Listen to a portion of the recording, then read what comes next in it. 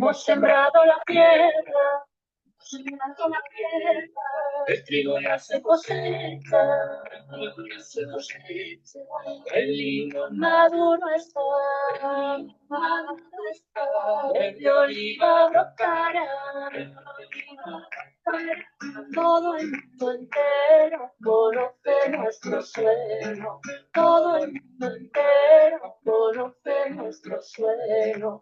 Libre, libre, libre Palestina, libre, libre, libre Palestina, libre Palestina, sin opresión sionista, libre Palestina, sin opresión sionista. Seguimos tirando piedras, tiranía. Ya llega la resistencia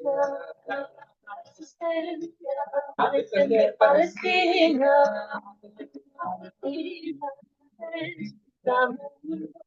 pueblo está en lucha, el pueblo está en lucha. Libre, libre, libre Palestina, libre, libre, libre Palestina. Libre Palestina, sin opresión sionista. Libre Palestina, sin opresión sionista. Fuera de nuestra tierra, los imperialistas, este pueblo sea libre y socialista.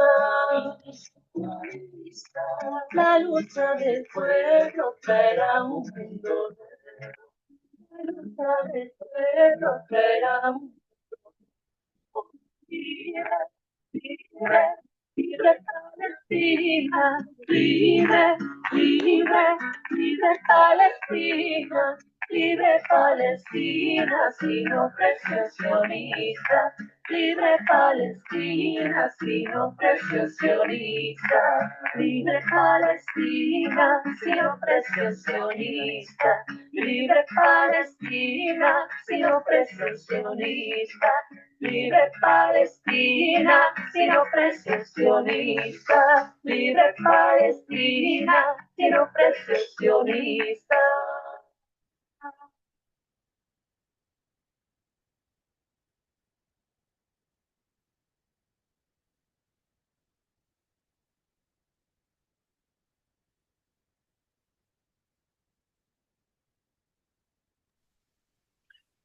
Muy buenos días, tengan todas y todos.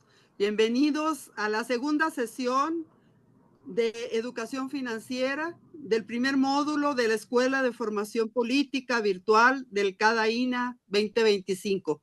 Esta escuela consta de 6 módulos, 7 sesiones de septiembre a diciembre, materiales y vínculos. Les voy a comentar lo que vimos la sesión pasada, en la cual tuvimos 3 ponentes: Eduardo Castaño Patiño, Diana Saldaña Cantarey y el compañero William Ocampo Gaviria. En la primera exposición se refería a la historia de la deuda desde un punto de vista antropológico, la deuda como vínculo social, como obligación social, como antecedente, incluso antes del dinero o el trueque había ya formas de expresión de deuda, pero eran obsequios y los obsequios nunca eran gratuitos, implicaban una obligación moral y una reciprocidad. Al recibir un don, había una deuda social. La deuda como función social, o la función social de la deuda, es una cohesión e interdependencia. Pedir, prestar y devolver son prácticas que crean en la antigüedad una cohesión y una interdependencia. Posteriormente se hizo una revisión de cómo se fueron formalizando las deudas oficiales. En la civilización antigua, La deuda existía antes del dinero, incluyendo la esclavitud temporal como forma de pago. Después aparecieron los estados y tanto en templos como en palacios se empezaron a llevar documentos y entonces se consolidó la deuda como un instrumento de control. Posteriormente vino el control económico, la deuda se transformó en herramienta de dominación económica y simbólica por parte de las clases dominantes. Joan Eduardo Castaño Patiño nos habló de la deuda como campo de lucha política. La deuda no es algo neutral, es un campo de lucha política. Y posteriormente la exposición de Diana Saldaña Cantarell de Deuda por Clima. Ella nos hizo una exposición en la cual plantea todo lo que desde el sur global se le entrega al norte global y por qué, y explica por qué se necesita que se haga una anulación total. Es la posición de Deuda por Clima, exigir la anulación total de la deuda, anulación total e incondicional. Se manifiesta en contra de los canjes de deuda, nos habla de la deuda como una relación de poder y lucro, de incertidumbre y chantaje, de explotación, y plantea la solución como la auditoría integral desde los pueblos y los movimientos como una forma de empoderamiento, como una forma de entender y comprender el mecanismo de dominación y explotación que representa para ir al repudio del pago de las deudas ilegítimas. El compañero William Gaviria hizo la exposición de conceptos claves, recordándonos que hay una deuda pública y hay deudas privadas, que hay deudas externas y hay deudas internas. Entonces, así podemos pasar a esta segunda parte, segunda sesión del primer módulo de educación financiera básica, en donde tendremos 3 expositores. Le pido a nuestra querida compañera Verónica Carrillo Ortega que haga la presentación. Ella coordinará este módulo. Muchas gracias. Muy buenos días y bienvenidos a su Escuela de Formación Política de la Deuda, Impactos y Alternativas en esta su segunda sesión del módulo 1 sobre educación financiera y el ABC de la deuda. Los recursos provenientes del crédito externo e interno constituyen una de las fuentes para financiar los proyectos de desarrollo económico y social de los pueblos. Pero en las últimas décadas, este importante instrumento de política económica y financiera ha sido distorsionado por el sometimiento a un modelo en el que prevalecen los privilegios e intereses de los prestamistas con un manejo carente de transparencia, lo que ha derivado en una permanente amenaza de la soberanía nacional. Las constituciones políticas de los países enmarcan los derechos humanos y es deber del Estado vigilar que estos derechos y las actividades económicas cumplan con la ley y deban estar controladas en defensa del bien común, por lo que el anatocismo, que es el cobro de interés sobre el interés, debe estar prohibido. Es menester recalcar que este módulo es muy importante y que si tienen dudas, por mínimas que sean, escribirlas ahí en los comentarios o al finalizar las exposiciones, se abrirá una ronda de preguntas. Hay que aprovechar al máximo a nuestros ponentes. ¿Por qué menciono esto? Porque en los siguientes módulos nos adentraremos, por ejemplo, en el módulo 2, al tema del capitalismo con el economista Julio Gambina de Argentina, y en el módulo 3 estará nuestro vocero internacional Eric Toussaint, quien nos hablará de qué son y cómo funcionan las instituciones financieras, por lo que es muy importante llegar con todas nuestras dudas disipadas. Nuestro primer ponente es una persona a quien estimamos mucho por su paciencia, por su conocimiento, por su vocación de servicio. El economista Héctor Torres González, miembro y cofundador de la promotora por la suspensión del pago de la deuda pública en México, es militante de la corriente socialista, integrante del Parlamento Abierto de las y los Trabajadores. Es uno de los fundadores de la Liga Comunista del 23 de septiembre. Doy la palabra a Héctor Torres. Héctor, tienes 20 minutos para tu exposición.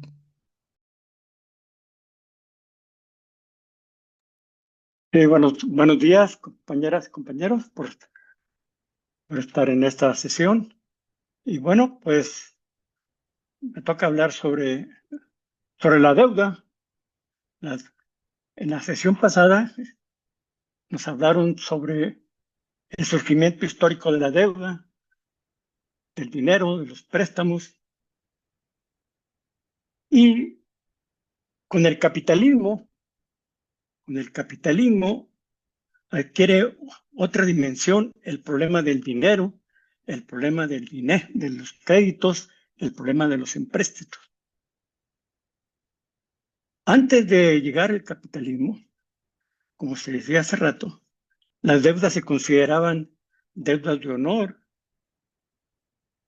pagarlas era una virtud, e incluso las civilizaciones las condonaban con los llamados para que no se pagaran por los pueblos. Pero también, antes del capitalismo, las deudas se condenaban por usureras, por inhumanas. E incluso se llegó a afirmar que las deudas, quien aceptaba pagar intereses elevados e imposibles, estaba condenado a vivir de por vida en la esclavitud. Con el surgimiento del capitalismo, el dinero, que siempre ha existido desde tiempos inmemoriales, el dinero se convierte en capital. Con el surgimiento del capitalismo, los primeros bancos empiezan a convertir, por sus propietarios, se convierten en capitalistas del dinero. Los primeros bancos, en los albores de la Edad Media, fueron los que financiaron la conquista, fueron los que financiaron las guerras comerciales, fueron los que prestaron a los gobiernos y estados de aquella época para emprender sus guerras comerciales y para financiar su política colonialista y esclavista. Los primeros bancos, pues, nacieron de la mano de los estados, de los gobiernos, y fueron una de las palancas principales para la acumulación del capital. Cuando el dinero se convierte en capital, el dinero nace ensangrentado. Nace apoyando, financiando la explotación de niños y mujeres en las primeras fábricas. Los bancos tuvieron la virtud de convertir dinero en más dinero sin pasar los riesgos de los capitalistas industriales que invertían y arriesgaban. Los bancos fueron una varita mágica que hacía del dinero más dinero. Por eso los bancos, sobre todo los bancos de Venecia, de Génova, que financiaron el surgimiento del capitalismo y de la acumulación originaria del capital, nacieron financiando a los gobiernos. De manera que el capitalismo nace cuando el dinero se convierte en capital, cuando los bancos financian a los estados, y al financiar los bancos a los estados, nació el sistema de la deuda pública. La deuda pública nace de la mano del capitalismo, nace de la mano de los bancos. Los bancos, al financiar a los estados, tenían que los estados, los gobiernos, pagarles. ¿Y cómo les pagaban los gobiernos? A través de los impuestos, de los tributos, de los aranceles ¿Y quién paga el tributo, los aranceles? Los ciudadanos de sus países, los pueblos. De manera que no pagan los gobiernos las deudas que contraen, sino que la pagan los ciudadanos de la nación en donde están. Por eso Carlos Marx decía que con el capitalismo lo único que es colectivo, lo único que es común es la deuda pública. Ahí sí,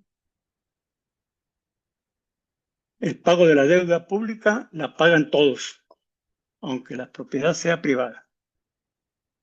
Entonces, la deuda pública en el capitalismo nace también ensangrentada.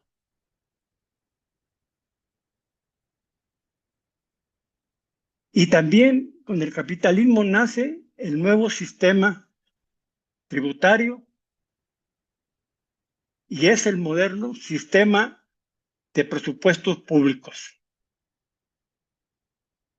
Ahí nacieron los impuestos, nacieron la manera en cómo los gobiernos se van a financiar y cómo van a pagar las deudas que se contraen. Entonces, la deuda pública, desde sus inicios del capitalismo, fue una gran palanca de acumulación capitalista. Y esa gran palanca persiste y continúa en nuestros días.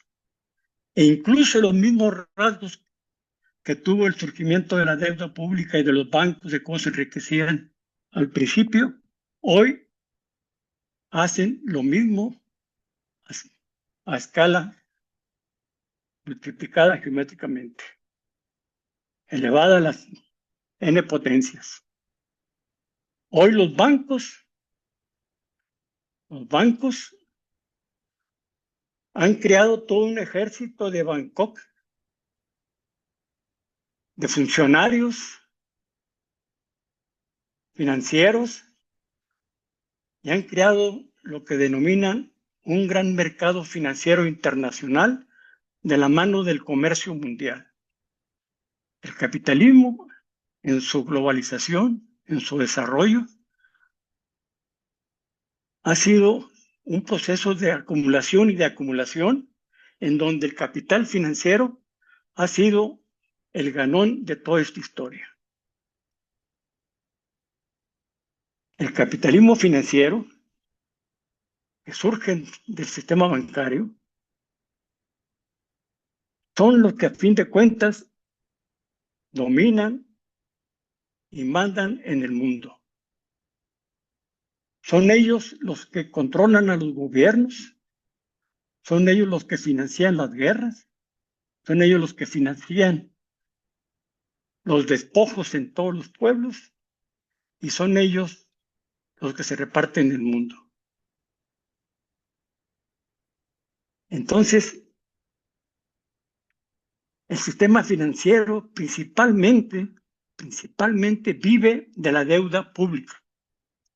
Todos los gobiernos de todo el mundo están endeudados. Pero no son los gobiernos, son los pueblos los que van a pagar y están pagando esas deudas. La deuda pública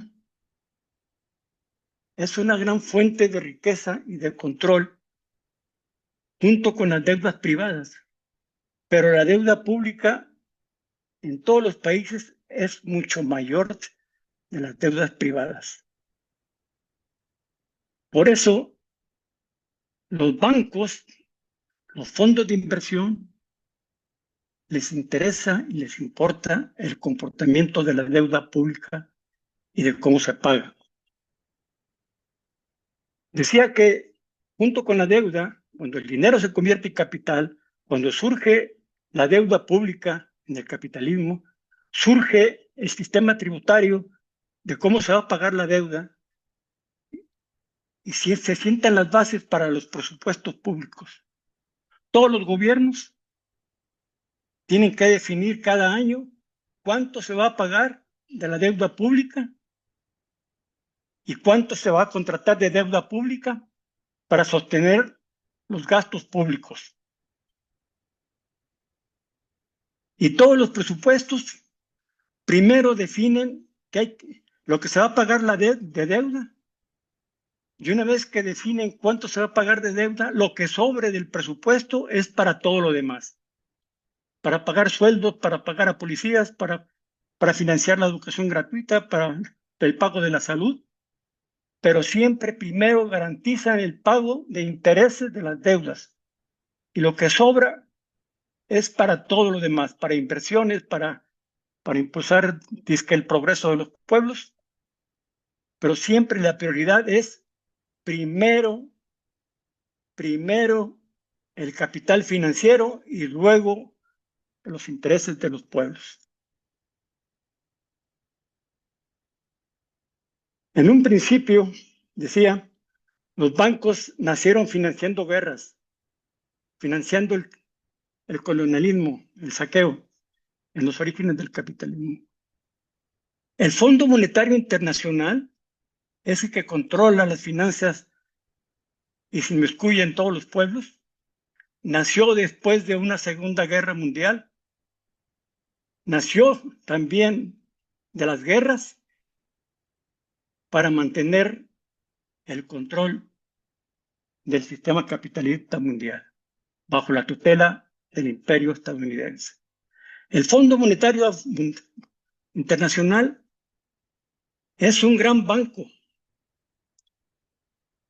Como su nombre lo indica, es un fondo que recoge fondos de cada país, los junta y después dice a los países que tengan problemas, se les va a prestar. Se les va a prestar siempre y cuando se sometan a los dictados del Fondo Monetario Internacional.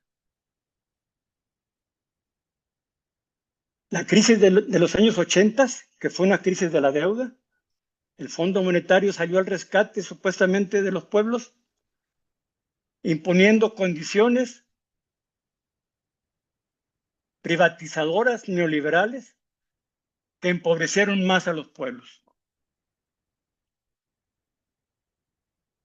Entonces, el Fondo Monetario Internacional presta siempre y cuando se sometan a las políticas que ellos dictan. Y su política principal es la privatización. El Fondo Monetario Internacional es una institución en donde están los gobiernos de todos los pueblos o países. No es una institución privada como los bancos o los fondos de inversión. Sin embargo, mantienen el imperio en las finanzas. Pero junto con este gran capital, este gran banco oficial, junto con los otros bancos del BID, del Banco Interamericano de Desarrollo, etcétera, ha surgido otra gran tenaza financiera internacional, que es la banca privada internacional y los fondos de inversión. Estos fondos de inversión también manejan grandes capitales, juntando fondos de diferentes partes, incluso hasta de pensionados, y los utilizan para acumular más capital y para tener más ganancias. Estos fondos de inversión, en donde encabeza BlackRock y otros más, tienen acciones en todas las bolsas del mundo. En el caso de México, BlackRock invierte en todas las empresas que cotizan en la bolsa de valores. Y eso ocurre en todos los países. Y no únicamente invierten en las acciones de las empresas. BlackRock también compra deudas públicas, porque saben bien que las deudas públicas se las pagan los gobiernos de manera religiosa, de manera segura. Y tampoco corren los riesgos de lo que les pasa a las empresas industriales o que están sometidas a las crisis. Los gobiernos están endeudados tanto con el Fondo Monetario Internacional, con las instituciones financieras internacionales, y están endeudados también con los fondos de inversión y los bancos privados. Hay países que están más endeudados con el fondo y otros que están más endeudados con los fondos de inversión. En el caso de México, del total de la deuda externa, el total de la deuda pública, la mayor parte de la deuda externa es con los bancos y fondos de inversión privados, a diferencia de las deudas con el Fondo Monetario Internacional. Los gobiernos, para financiar sus déficits, para financiar sus gastos que nunca les alcanza, o para financiar proyectos para acumular más capital, se endeudan y emiten bonos principalmente en dólares, aunque también en yens, en marcos, pero principalmente en dólares. Y quien compra esos bonos son inversionistas extranjeros. Y mientras haya intereses redituables, es mayor la demanda de los inversionistas porque tienen una ganancia segura. México es el principal país, es el país líder emisor de bonos de los países del tercer mundo. Año con año emite bonos para conseguir dinero que lo utilizan principalmente para refinanciar las deudas que se les vencen. Es decir, venden bonos, se endeudan más para pagar deudas viejas y convertirlas en deudas a más largo plazo. De esa manera las deudas se convierten en deudas eternas y los bancos siempre están recibiendo ganancias y ganancias.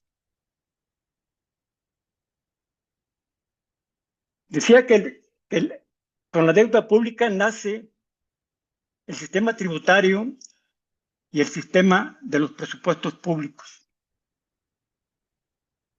Todos los países tienen que destinar una cantidad determinada de dinero para el pago de intereses de la deuda pública. En el caso de México, el presupuesto que lo acaban de anunciar para el próximo año es de tal magnitud que ya rompió todos los récords pasados. El pago de intereses equivale a más del 4% del Producto Interno Bruto y equivale a 1,000,000 millones y medio de pago de intereses. Y esa cantidad estratosférica del pago de intereses es mucho mayor que todo el gasto social destinado para los programas sociales importantes para México. Y no solamente es mayor del gasto social, sino que es mayor de los gastos de inversión prioritarios. Es decir, se está pagando más dinero al capital financiero que lo que se necesita para el desarrollo del país. Y esto que ocurre en México ocurre en todos los países del mundo.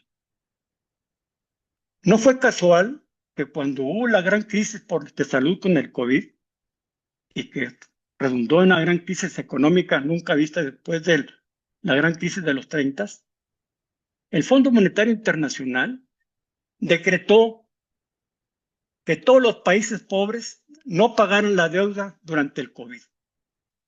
Y más de 40 y 50 países no pagaron la deuda durante un año o dos, porque no podían pagar la deuda y al mismo tiempo mantener un sistema de salud ante la crisis. Ahí sí el Fondo Monetario Internacional canceló las deudas. ¿Por qué? No porque fueran samaritanos, sino sencillamente porque están resguardando el sistema imperial a nivel internacional, que se les puede desbaratar. Los mismos funcionarios del Fondo Monetario Internacional y del Banco Mundial dicen que casi el 60% de los países pobres están endeudados y se va a agravar la situación. Si no se resuelve el problema de la deuda, el mundo va a entrar en una profunda crisis, pero que va a repercutir principalmente en agrandar las riquezas de los poderosos y va a ser más insoportable la vida de los pueblos. Creo que se me acabó el tiempo y Sí, te queda un minuto. bueno, el siguiente minuto lo quiero referir de que la deuda pública tiene dos acepciones, la deuda externa y la deuda interna. La deuda externa es la que se denomina en dólares y por eso le llaman externa. No está en la moneda del país. Y la moneda que está con la moneda del país se le llama deuda interna. El problema es de que la deuda interna también la compran extranjeros. En México una gran parte de la deuda interna la compran inversionistas extranjeros, fondos de inversión, bancos. O sea, los extranjeros compran deuda interna. Entonces esa deuda, ¿cómo también es parte de la deuda externa? Y otra parte importante de la deuda interna es de que cuando quedan los bancos en un país determinado, los gobiernos rescatan esos bancos. Y el rescate de esos bancos, como ocurrió en México, es con dinero público. México tuvo una crisis en el 94, producida por el régimen neoliberal, en donde una deuda privada, cuantiosa deuda privada, la convirtieron en deuda pública. Esta gran deuda es deuda interna y es una deuda que todavía los mexicanos la seguimos pagando desde el 95. La seguimos pagando y debemos el doble. Y hay quien piensa que se va a acabar de pagar, si es que se puede, dentro de 50 años. Y eso es una parte pequeña de la deuda total. De manera que las deudas eternas esclavizan a los pueblos y los saquean, quitándole recursos que son necesarios para la liberación. Muchas gracias. Muchísimas gracias, Héctor, por explicarnos el origen de la deuda y cómo se paga, porque efectivamente los gobiernos han sido obligados a destinar gran porcentaje de su presupuesto nacional para el pago de la deuda, requiriendo nuevos créditos para su financiamiento y generando una dependencia cada vez más rígida de gobiernos e instituciones financieras internacionales. Por eso es muy importante entender lo que es una deuda ilegal, ilegítima, insostenible, nula, anticonstitucional y odiosa. Nuestro siguiente ponente es nuestro querido y aguerrido amigo José Luis Hernández Ayala, también cofundador de la promotora por la suspensión del pago de la deuda pública en México, integrante muy activo del Sindicato Mexicano de Electricistas del ESME, activista sindical desde sus 23 años y militante de la Cuarta Internacional. Te cedo la palabra, José Luis, igual tienes 20 minutos. Va a aparecer un cronómetro cuando te queden 3. Muchas gracias, Vero. Te agradezco la presentación y buenos días a todos y a todas. Bien, el tema de la deuda odiosa es muy actual desde hace mucho tiempo. Inclusive podemos decir que desde el surgimiento mismo no solamente del capitalismo, sino desde el mercantilismo ya había deudas odiosas, que no son otra cosa más que deudas fraudulentas, ¿no? Que tienen como origen el fraude y que tiene como objetivo simplemente el beneficio ilimitado por parte de los que otorgan estos tipos de préstamos. Eh, en México, efectivamente, como acaba de decir el compañero Héctor Torres, es un tema que está en mucha discusión porque una gran parte del presupuesto, ya lo mencionó, se va a destinar al pago de la deuda, pero de esta deuda odiosa, sobre todo que representa el Fobaproa, pero no es el único caso.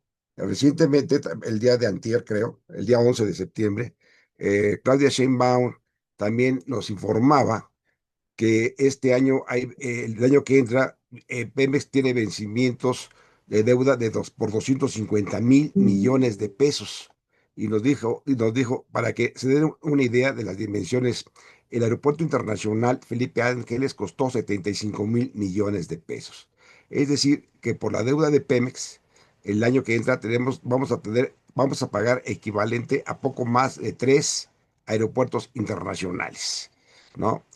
Ella misma calificó que esa deuda es irresponsable, corrupta y que es, ¿cómo se llama? Algo así, dijo, que es criminal, creo.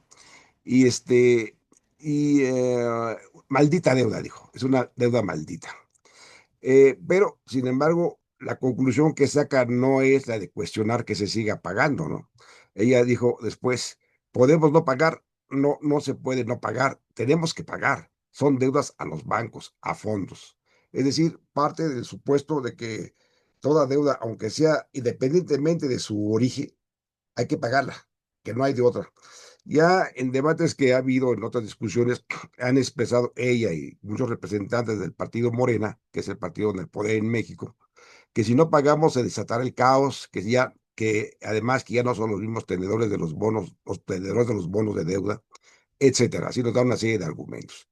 Aquí trataré de mostrar que esto es falso. Esta conclusión es equivocada completamente, de que sí hay alternativas y de que sí existen otro, otros caminos para buscar un desarrollo justo sin que seamos presas de estos agiotistas, de estos tipos que nos quieren simplemente saquear, sin más ni más.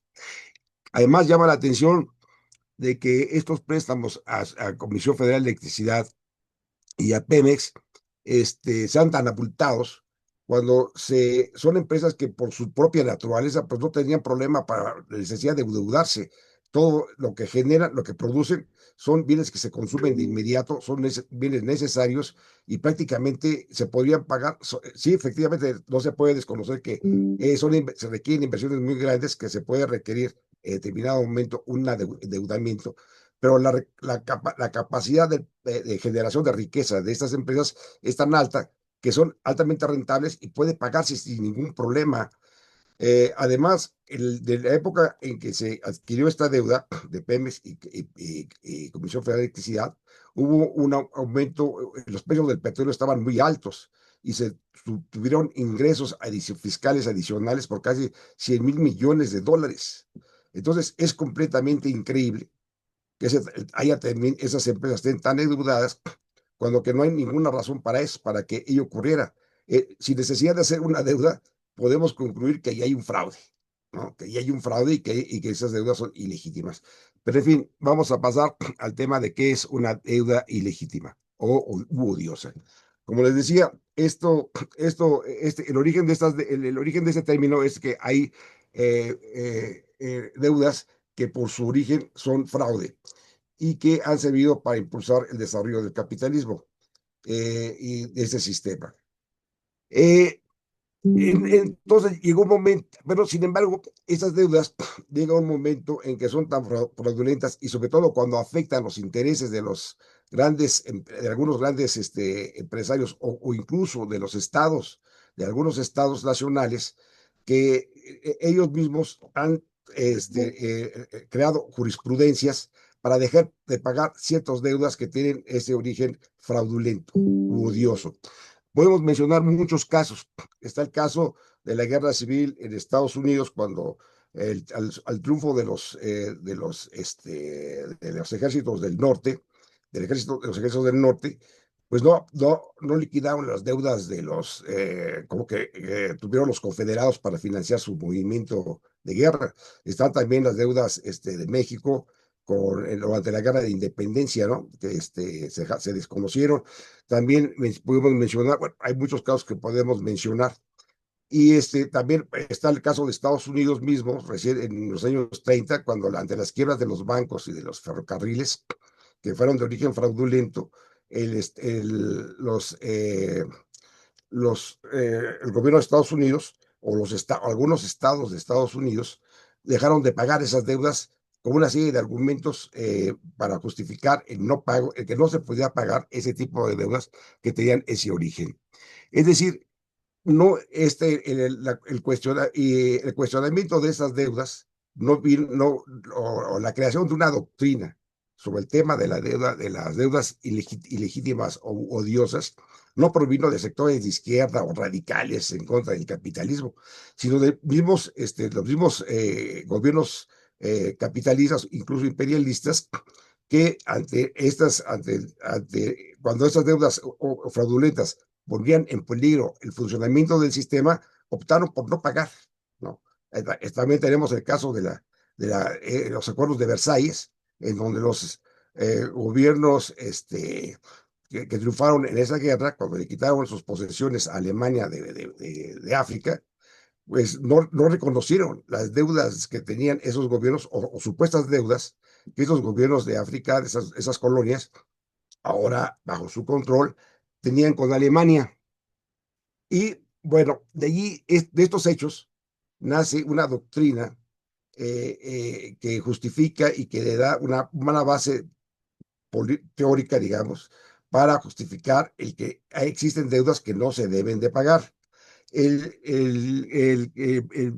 Quien elaboró esta doctrina, uno de los pilares de esto, fue un jurista ruso, de origen ruso, Alexander que, Kat, Kat, que elaboró toda una teoría en el sentido de que una deuda odiosa es aquella primero que se contrae por alguien, cuando se hace sin el conocimiento de los que se van, de los pueblos, que afectan sus intereses o que afectan los intereses del Estado o de la nación.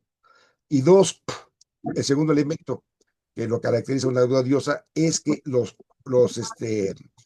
acreedores saben que efectivamente esa deuda es odiosa o es ilegal, ilegítima, y lo hacen, o que no pueden demostrar que no sabían de que o que los engañaron esos gobiernos con los cuales se endeudaron, de que esas deudas se iban a utilizar para otros fines y no a los que supuestamente se iban a destinar. Con estos dos elementos son independientes de la naturaleza del gobierno, porque hay gobiernos autoritarios o déspotas o dictaduras que asumen, adquieren esas deudas y que de entrada, de origen, pues evidentemente que no se pueden, no se deben de pagar porque se realizan de manera corrupta o para fines militares o para fines de destrucción del medio ambiente o lo que sea. Pero también en ese sentido, también existen deudas odiosas que pueden ser creadas por gobiernos que se dicen democráticos o que aparentan ser democráticos, ¿no? Como el caso de México, el caso de cuando se dio el caso del Fobaproa. Es un gobierno que aparentemente tenía la fachada de democrático, pero todos sabemos que eran gobiernos autoritarios, ¿no? Que imponían y que hacían todo tipo de triquiñuelas o de fraudes para hacer o recursos ilegítimos para aprobar esas deudas. Por ejemplo, está el caso de Fobaproa repetidos, porque es muy importante el ejemplo, porque allí fue prácticamente un decreto del presidente Ernesto Zedillo Ponce de León el que nos obligó a pagar las deudas privadas se convirtieron en deudas públicas, violando la Constitución, que no permite esta situación y que inclusive las normas de derecho internacional que prohíben que estas cuestiones esas deudas se hagan se absorban por parte del pueblo, ¿no? Entonces, aquí tenemos que es independientemente del gobierno que sea, puede ser democrático, puede ser dictadura, si el objetivo es de obtener préstamos que vayan en contra del interés de la nación o de los pueblos y que son del conocimiento de los acreedores, pues esos son deudas que se deben declarar ilegítimas y ¿cómo se llama? Y que no se tiene obligación de pagar. Y existe toda una serie, toda una jurisprudencia. Hay un libro, hay muchas discusiones y muchos debates, tanto a nivel económico, financiero, como, eh, como jurídico, ¿no? En donde se ha abundado de esto y se han emitido resoluciones que justifican y que realmente se puede confirmar que el declarar una suspensión del pago de la deuda pública porque se está ante una deuda odiosa, no solamente no genera problemas económicos, un caos económico para los pueblos, sino que por el contrario, al dejar de pagar esas deudas odiosas, se puede dedicar esos recursos para el desarrollo nacional y con esto generar empleos, resolver problemas sociales y avanzar en el desarrollo económico del país. Esto pasó, por ejemplo, en México después del cardenismo, cuando hubo una suspensión del pago de la deuda pública y después hubo se pudo renegociar en mejores condiciones el pago de la misma y en medio de un desarrollo económico que redujo el problema de la deuda. También pasó en caso de 2009, cuando el presidente Rafael Correa hizo una auditoría de la deuda pública, se logró declarar, bueno, se demostró que la gran parte de esta deuda era odiosa, y entonces el gobierno de manera unilateral decretó la suspensión del pago de la deuda pública. Cuando se dio ese proceso de que estaban en el análisis de la auditoría ciudadana, los bonos bajaron a un 50% de su valor. Y después, cuando se da el gobierno, en base a esa auditoría, concluye que no puede, es completamente justificado dejar de pagar, pues los bonos aún se redujeron más su valor, a un 25 y 30%. Después de 7 meses que hubo ahí ciertas resistencias por parte de los tenedores de los bonos y de los organismos financieros, el gobierno les propuso una oferta de esas que no podían rechazar, que no se pueden rechazar, les dijo, pues les puedo yo pagar el 30% de los bonos a su valor real, ¿no? De lo que cuesta ahora del mercado secundario. Y los tenedores accedieron, ¿no? Accedieron a hacer esto porque sabían que esa deuda era injustificable y además no era necesario meterse a un pleito muy largo, etcétera. Y bueno, hubo un acuerdo y aceptaron esa negociación. Y el 92% de los acreedores fueron exactamente los que aceptaron esta situación, o sea, la gran mayoría. Y después vino, al dejar de pagar esta deuda, de ahorrarse el país miles de millones de dólares, bueno, pues lógicamente que hubo un desarrollo económico importante y económico. Y no hubo también así sucedió cuando Islandia, también en el 2008, tuvo un problema financiero muy fuerte, muy grave, en donde prácticamente todos los bancos quebraron y el gobierno pretendía imponerles una deuda a los ciudadanos para que se pagara esta deuda. Y bueno, pues ahí hubo una revuelta popular, ahí hubo que hizo que este gobierno cayera y se rechazó absolutamente realizar cualquier pago, ¿no? Cualquier pago. Los tenedores de esos bonos o de esas deudas, o los poseedores de los acreedores, eran sobre todo entidades financieras inglesas que amenazaron con todo lo que se puedan ustedes imaginar a que este país prácticamente se iba a ir a la ruina, iba a ser un país del tercer mundo, etcétera. Y bueno, era tal la efervescencia social en ese momento que pues, inclusive sucedía un gobierno tras otro, hasta que se logró que efectivamente esa deuda se dejó de pagar totalmente. Y bueno, hoy la situación en Islandia es francamente muy favorable en términos económicos a que se hubiera seguido pagando esa deuda. O sea, es incomparablemente diferente. José Luis. ¿Mandé? Ya. Bueno, entonces creo que con estos ejemplos, y podemos dar muchos de experiencias de jurisprudencia que se han establecido y de experiencias concretas que explican que dan una seguridad de que no va a haber, de que si México decretara el cese de la auditoría de pagos a la deuda pública, tanto de Fobaproa como de Pemex, como de CFE, etcétera, no, lejos de pasar el caos, podríamos estar en una situación mucho mejor para impulsar verdaderos cambios y lograr un mejor desarrollo económico de nuestro país. Eso es, bueno, y esto es también válido para el resto de América Latina, en donde también existen ese mismo tipo de problemas, sobre todo en Argentina, donde se viene la posibilidad de un default en los próximos meses. Muchas gracias. Gracias, José Luis, muchísimas gracias, porque pues efectivamente la deuda odiosa es una deuda fraudulenta Hemos tenido varios casos en América Latina y el Caribe donde a través de la deuda han saqueado nuestros territorios. Por eso es importante que a través de un movimiento social estratégicamente constituido podamos exigir desde un acto soberano que se declaren nulas esas deudas que oprimen y saquean a nuestros pueblos. Nuestra siguiente ponente es una gran mujer, feminista, activista. Ella es Angélica Deyanira Navarrete Paredes, es profesora de economía de la Universidad Nacional Autónoma de México, la UNAM. Ha participado en varios procesos como la caravana climática rumbo a la COP en Perú, rumbo a la COP en Cancún, México. Es miembro fundador de Geocomunes, es integrante de Rebelión Científica y, por supuesto, de nuestro querido movimiento hermano de Deuda por Clima aquí presente. Adelante, Deyanira, tienes 20 minutos.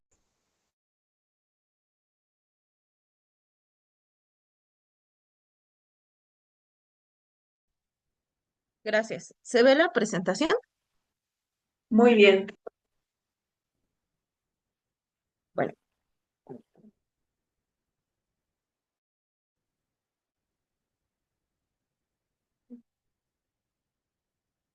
Bueno, yo voy a recapitular un poco con los conceptos que se han estado dando, sobre todo como con las deudas, pero también considerando que las deudas no son neutrales en términos de género.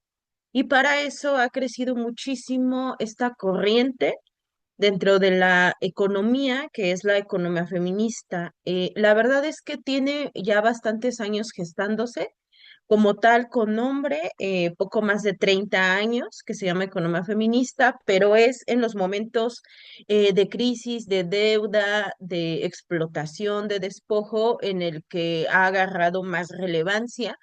Y América Latina, como nuestra región, ha crecido bastante esta corriente, ¿no? De pensamiento, porque no solo es de pensamiento, sino que también genera alternativas, ¿no? Desde la práctica y las experiencias que recoge.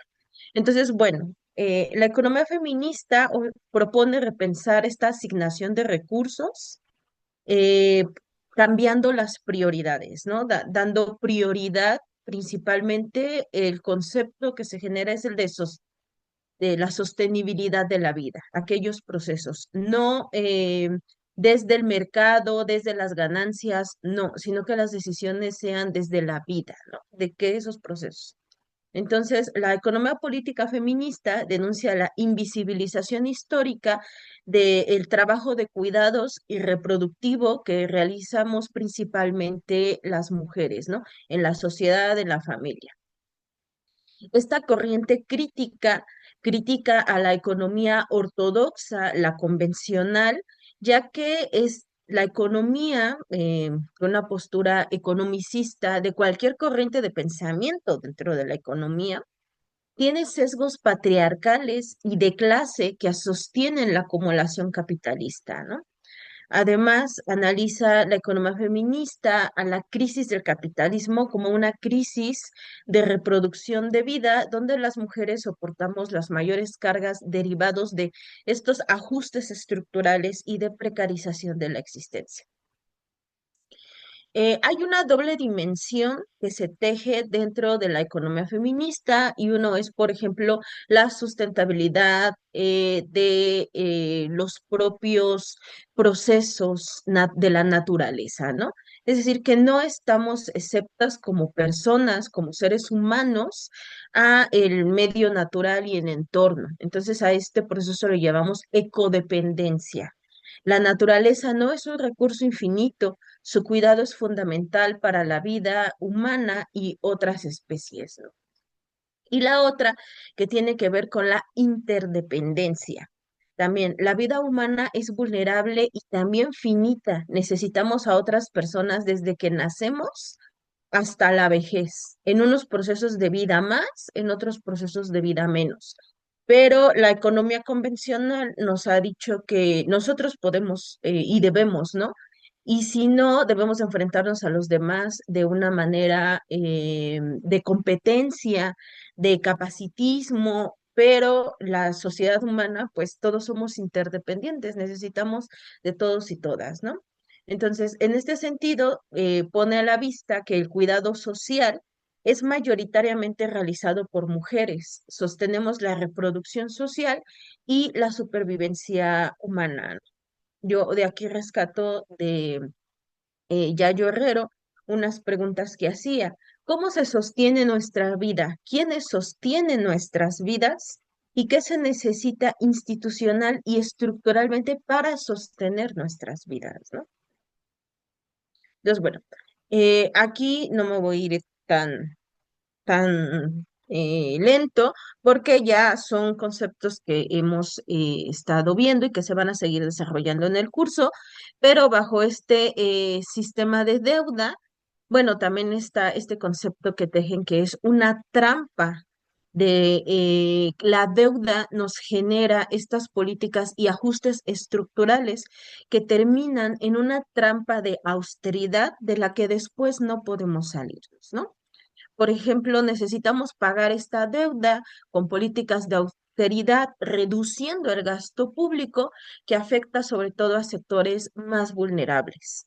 Estas medidas reducen el empleo, reducen los salarios, recortan los subsidios, aumentan el IVA o otros impuestos de una forma negativa y además aumentan las privatizaciones. Aquí un dato, en el año 2022, América Latina destinó 4.4% de su PIB solo al pago de intereses de deuda, más que lo invertido en educación o salud en varios de nuestros países, ¿no? Este es un dato de Latindad de este año.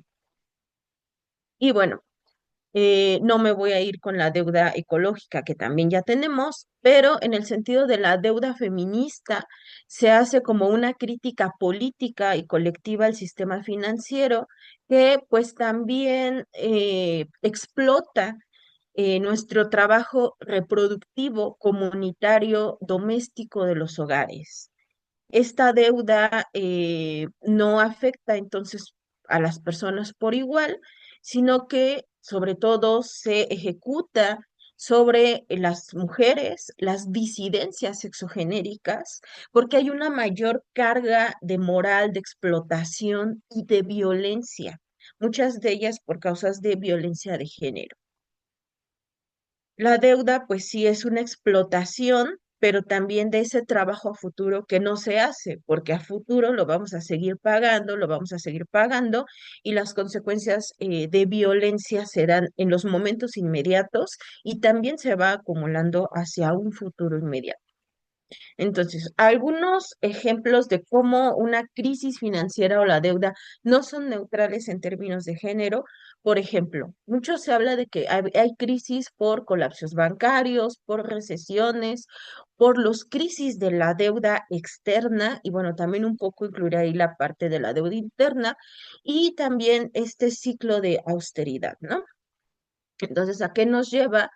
Pues que uno, aumenta la austeridad y los recortes, reducen estos gastos sociales en salud, educación, cuidado, desplazando estas actividades de provisión de estos bienes que tendrán que ser públicos, otorgados por el Estado hacia los hogares. Las mujeres absorbemos esta carga de trabajos, pero de manera no remunerada.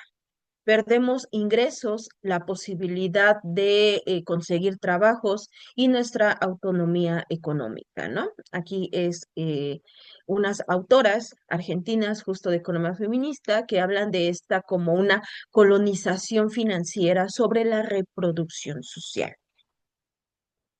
Entonces, hay una línea totalmente, un mecanismo que se demuestra que es un recortes al gasto público en principalmente estos sectores reproductivos, aumenta el trabajo de cuidados no remunerado que hacemos las mujeres. Por ejemplo, los recortes en las guarderías, salud pública, las pensiones, pues las familias tenemos que entrar en ese sentido. El endeudamiento doméstico y la relación con la violencia económica. Por ejemplo, cómo tenemos que recurrir a falta de un salario, un ingreso en los hogares, a esos microcréditos, a tarjetas de crédito que cuando hay más crisis, más se otorgan créditos, ¿no? O pequeños créditos al consumo que ahorita andan con incluso bancos ficticios o las llamadas, estas tecnologías financieras del fintech. Lo hacen para acelerarlo y realmente quienes recurren en los hogares de bajos ingresos para tener estos ingresos inmediatos para consumo alimentario, pues son mujeres deudoras, ¿no? Que pueden acceder a estos pequeños créditos, que están atrapadas por estos pequeños pagos, las amenazas de cobro, las pérdidas de activos, y luego cómo se vuelve como una vergüenza social el no poder pagarla. La, de- la deuda puede mantener a una mujer en una relación violenta de dependencia económica o forzarla a trabajos peligrosos dentro de los hogares. El no tener ingresos, el no poder salir de esta relación de los hogares hace que continuemos las mujeres dentro de los mismos, ¿no? Porque implicaría salirse, pues mayor precariedad. La precarización en el empleo, pues vinculada a estos recortes, las mujeres ocupamos más aquellos empleos informales, temporales, mal pagados, sobre todo porque pues también tenemos que cuidar a infancias, a adultas mayores, ¿no? Personas en este sentido. Y aquí unos datos es que las mujeres ganamos 20% menos que hombres, es decir, 22 puntos porcentuales menos en el mercado laboral y dedicamos 30 horas más al cuidado no remunerado dentro de los hogares. Este es un dato de la OIT para América Latina. La participación de las mujeres en el mercado de trabajo cayó 46% con la pandemia en el 2020 y el desempleo subió 12%, lo que es una pérdida de derechos y cuando se fue recuperando el empleo a partir de la crisis del COVID, las mujeres fue más lenta nuestra incorporación, sobre todo al mercado laboral formal y nos volcamos al mercado informal, incluso aquellas personas que antes tenían un trabajo formal.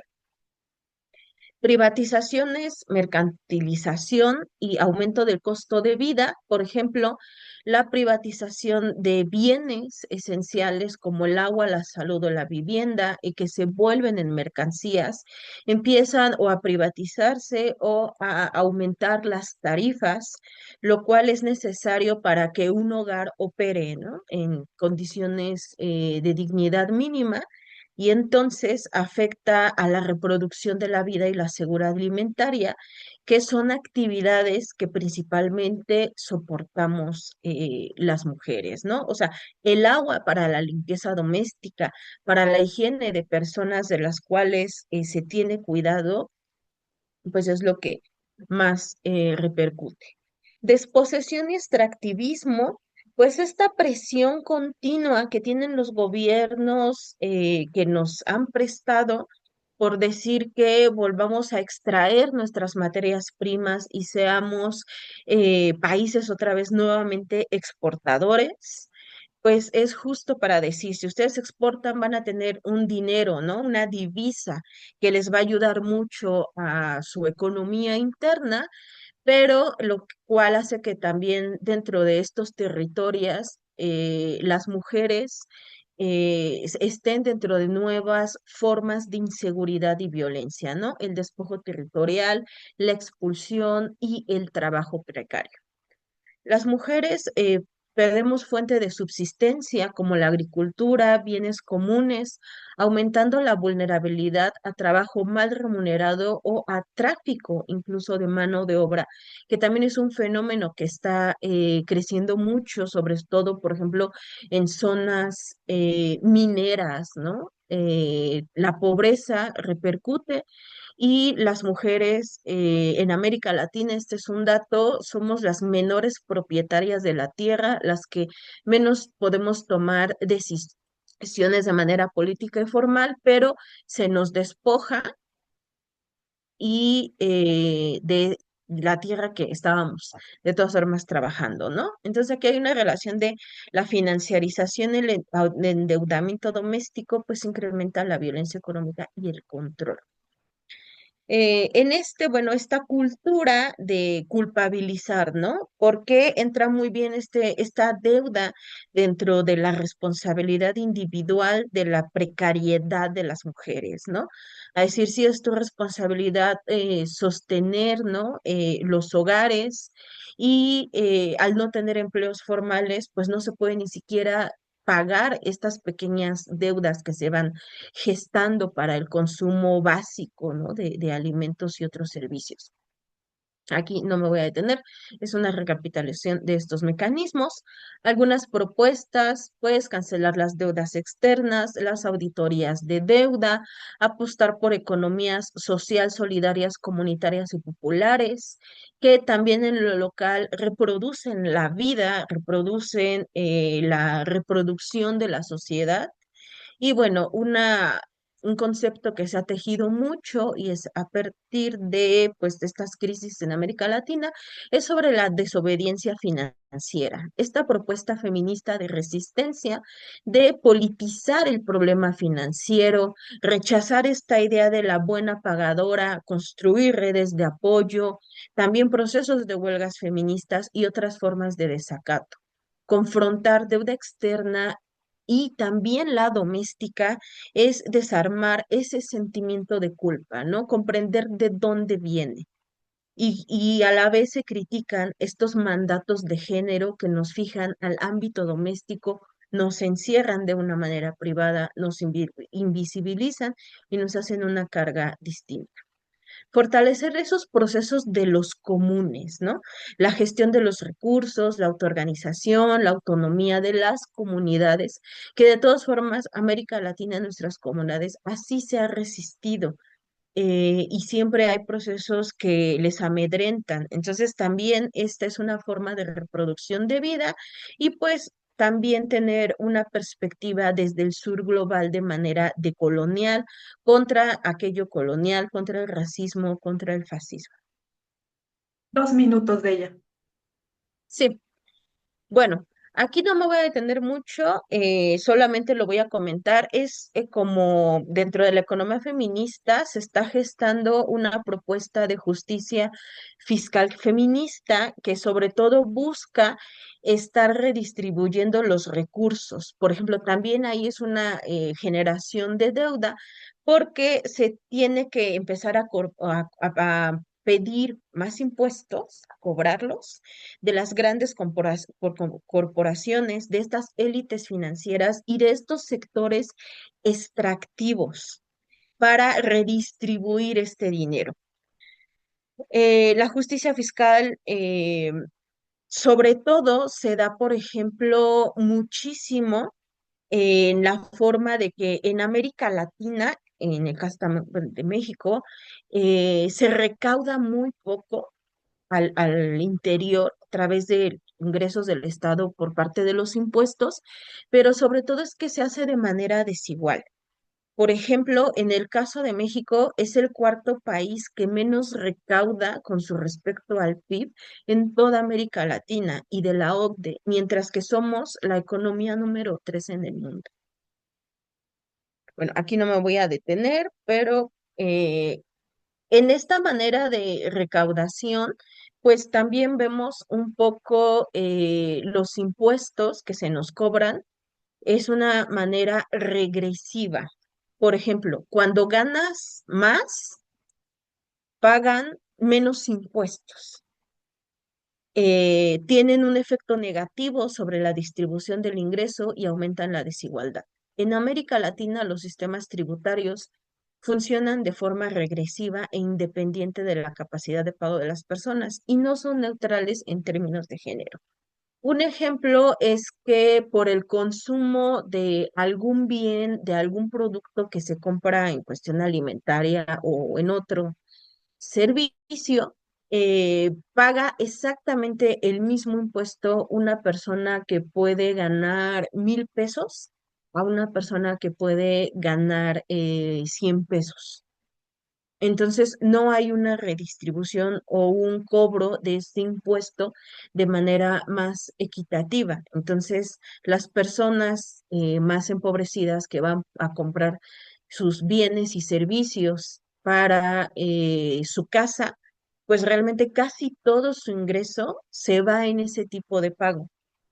O si no, tienen que recurrir a deudas, a estos pequeños créditos para poder consumir lo necesario para alimentarse.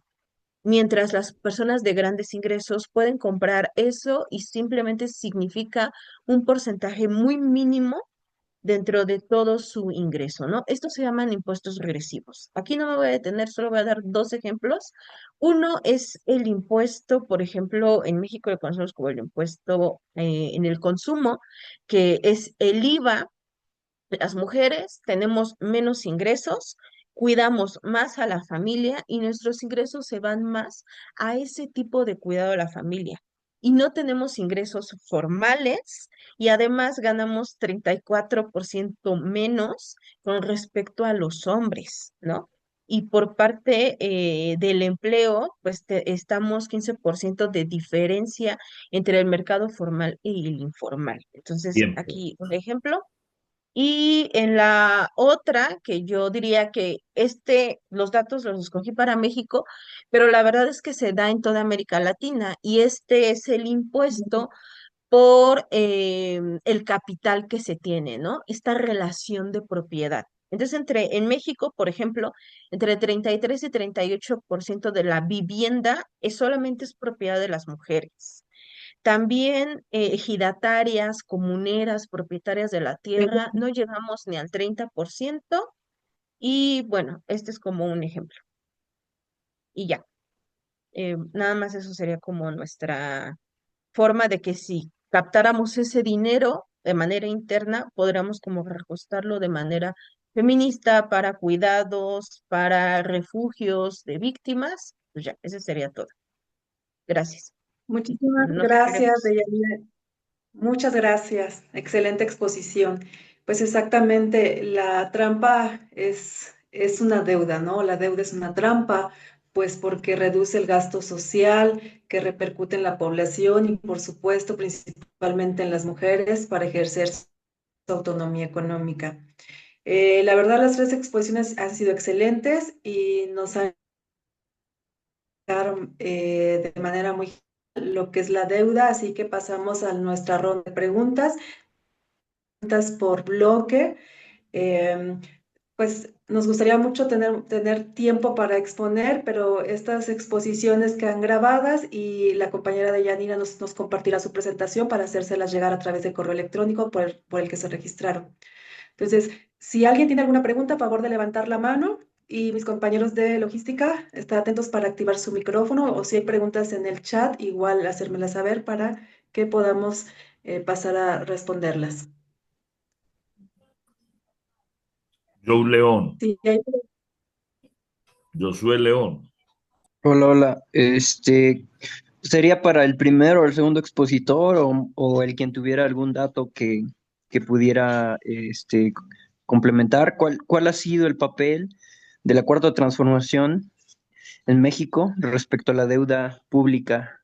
Pues se sabe que aparentemente pues hay un aumento, ¿no? O sea, como que se decía desde el discurso de López Obrador que no iba a aumentar la deuda y por último pidió un préstamo para terminar el Tren Maya y se dice que pues ha aumentado exponencialmente, pero ahora sí que alguien de aquí tendría algún dato respecto a eso.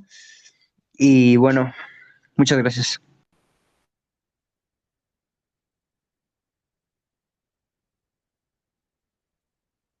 Ligia Machado. Hola, buenas tardes.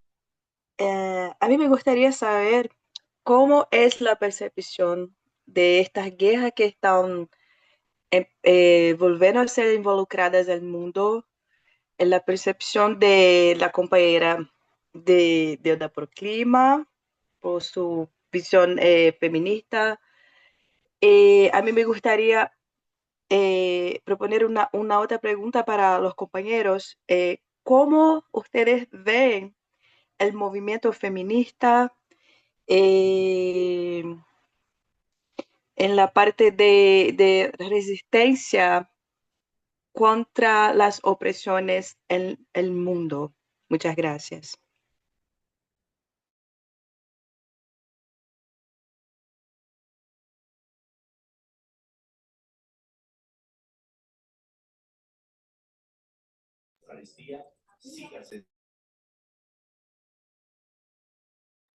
¿Alguien más?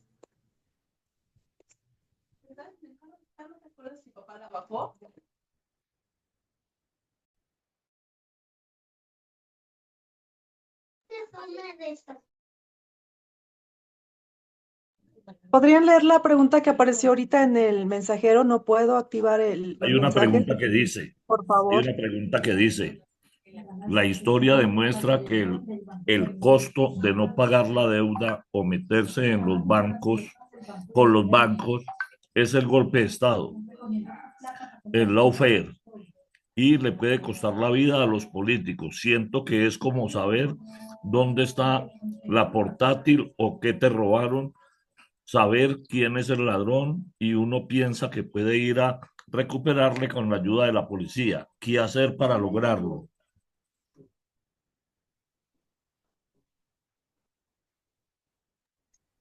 Si ya no hay más preguntas, pasamos a Hay otra por responder. acá. A No ver. puedo prender el micrófono, la cámara. Mi consulta es, ¿cuál es su lectura del rol de las agencias calificadoras de riesgo en la actualidad? ¿Están tomando un rol más fuerte que el Fondo Monetario Internacional? ¿Qué alternativas hay para abandonarlas? Y Para, Josué León está pidiendo la palabra de nuevo, no sé. para responder, vamos a comenzar al revés. Comienza José Luis de Yanira y Héctor Torres. 3 minutos. Sí, bueno, es un poquito muy breve tiempo, pero bueno, primero, sobre el papel de la 4T en relación a la deuda pública, bueno, en general ha sido una continuidad en cuanto a la política de endeudarse. Cuando llegó López Obrador estaba la deuda por ahí de los 10 billones de pesos y actualmente ya casi está rondando los 18 billones de pesos. Entonces, prácticamente está, o a lo mejor me equivoco, si no, en ese punto ahí, Héctor tiene los datos más precisos. Pero en general, pero la única diferencia, digamos, es de que la mayoría de esta deuda se ha dedicado a proyectos productivos, o una buena parte a proyectos productivos como los proyectos, de los trenes, la cuestión de fortalecer a Pemex y a CFE, etcétera, han tenido ciertamente una ha habido inversión productiva en ese sentido. Esa es una ventaja. Y por otra parte, que esta deuda no se ha adquirido con los organismos financieros internacionales como el Fondo Monetario Internacional, Banco Mundial, etcétera, sino más bien ha sido deuda soberana, es decir, mediante la emisión de bonos.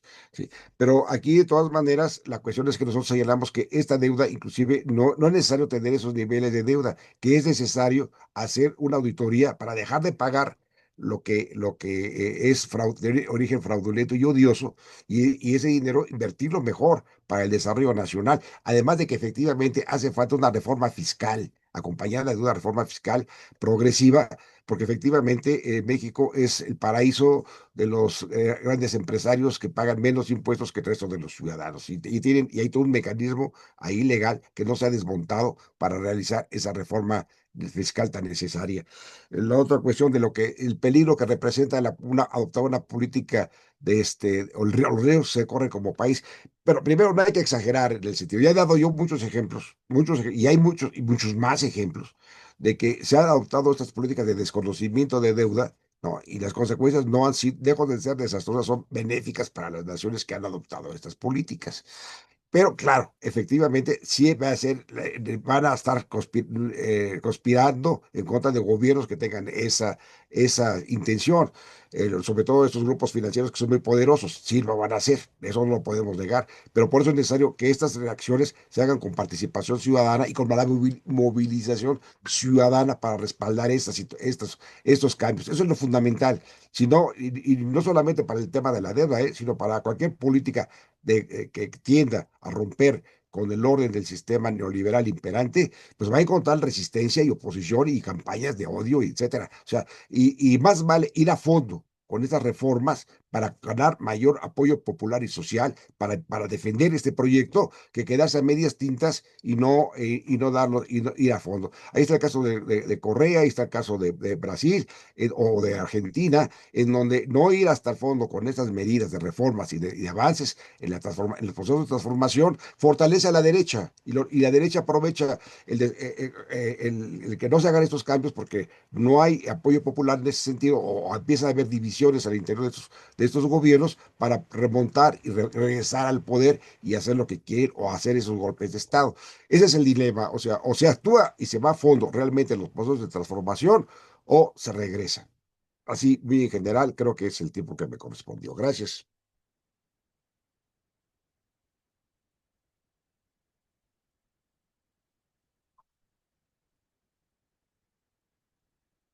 Bueno,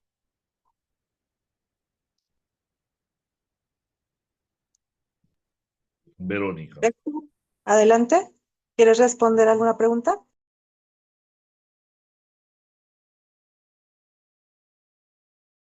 Por favor, activen el micrófono, Héctor. ¿Quieren que conteste algunas? ¿Sí? ¿Me escuchan? ¿Sí me escuchan? Sí, sí, bien.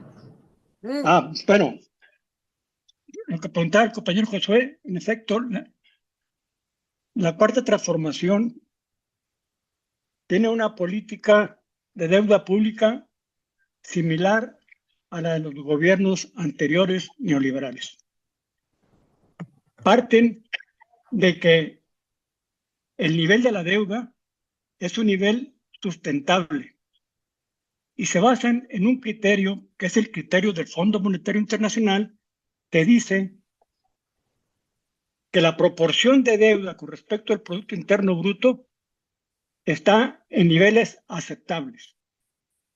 El problema es que los gobiernos neoliberales anteriores, bajo ese razonamiento, tendrían niveles todavía mejores que hoy, porque hoy el nivel de la deuda es mayor del 50% del Producto Interno Bruto y los regímenes neoliberales anteriores que empobrecieron y endeudaron al país la tenían en 20 o 30%, 40%. Entonces, se rigen bajo el criterio de que la deuda es sustentable porque se paga. Pero el problema es, ¿quién paga la deuda? El pueblo la está pagando. Entonces, es un problema de correlación de fuerzas. Y aquí llegamos a la siguiente cuestión. La lucha contra la deuda es una lucha contra la oligarquía financiera, contra el capital financiero internacional, contra la capa capitalista más poderosa del mundo. Es la realidad, es un enemigo poderoso. Y para eso se requiere no únicamente una lucha nacional, sino una lucha internacional. Es una lucha larga, pero el problema está en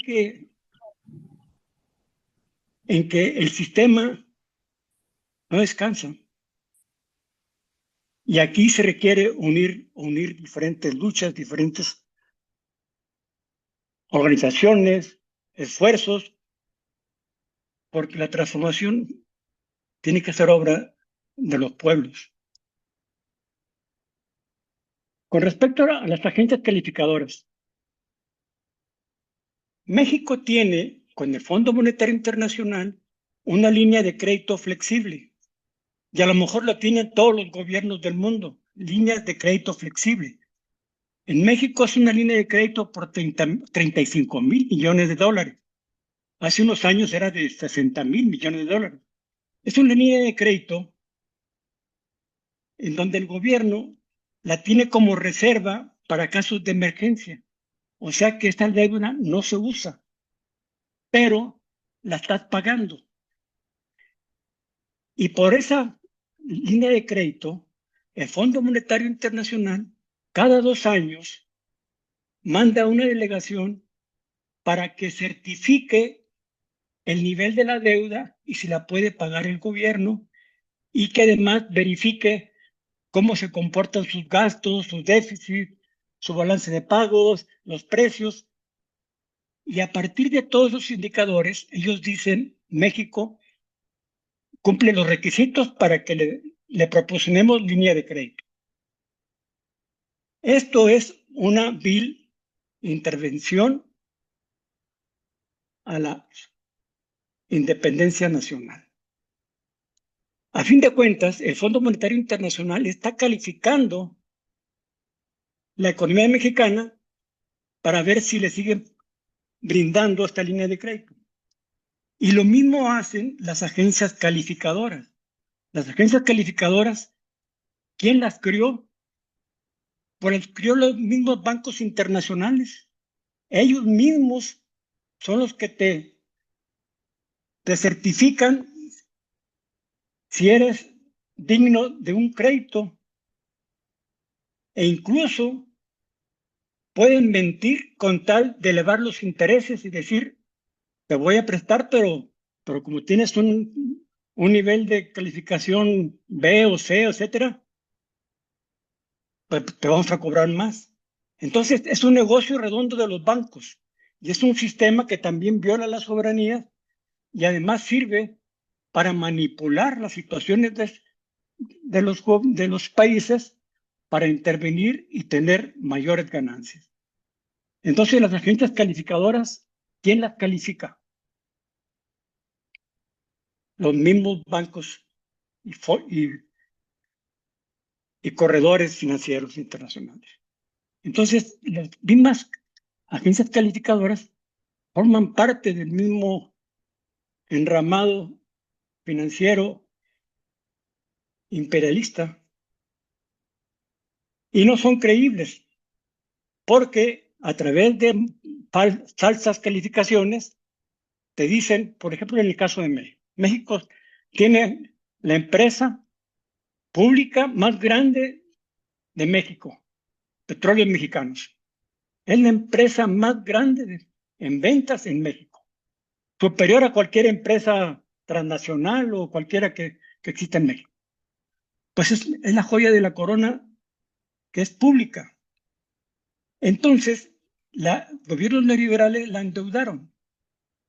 Pero las agencias calificadoras están cada rato certificando si tiene derecho a que se le preste.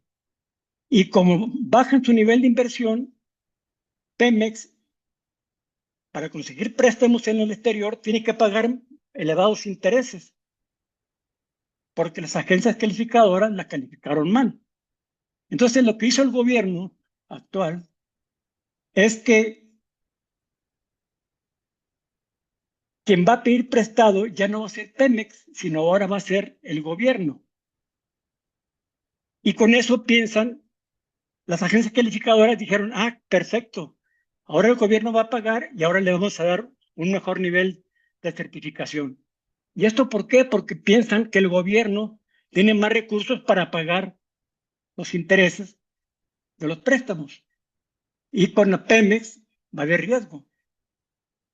Entonces, lo que les preocupa a las agencias calificadoras es que les paguen. Y si Pemex no puede, la descalifican. Pero si va a ser el gobierno, ahora la califican mejor. Pero todo forma parte de la misma cuestión. El capital quiere seguirse enriqueciendo. No hay otra. Y aquí está la otra cuestión que nos plantea una pregunta. Los presupuestos y la guerra. ¿Por qué se hacen las guerras? Y las guerras no únicamente son guerras militares, son guerras comerciales también, las que está impulsando Trump. Es una gran guerra comercial. ¿Y cuál es el objeto? Recabar dinero a través de los aranceles. ¿Cuál es el objeto de las otras guerras intervencionistas? ¿Cuál es el objeto de apoderarse de Gaza y masacrar y aplicar el genocidio? Apoderarse de un territorio. ¿Para qué? Dijo Trump. Para hacer una gran ribera palestina, una cosa así turística. Entonces, los gobiernos utilizan los presupuestos, los dineros del pueblo, para financiar sus instrumentos de saqueo y de opresión y de guerra. Esta es la triste realidad que nos invade. Y las deudas, en efecto, afectan más a las mujeres. Afectan más a las mujeres. Pero su liberación tiene que ser también junto con la liberación del sistema de opresión mundial actual. Entonces, ¿cuál es nuestra relación con el feminismo? Pues apoyarlo plena y tajantemente, apoyar todas sus reivindicaciones, buscar que los presupuestos respondan también a las necesidades de cuidados, etcétera, porque queremos presupuestos que respondan, como decía la compañera Yanira, que respondan a la vida y no a la muerte.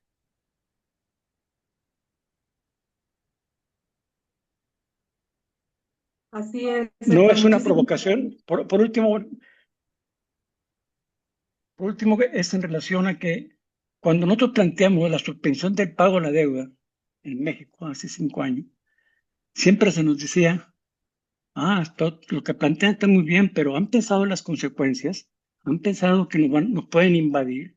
¿Han pensado que, etcétera, etcétera?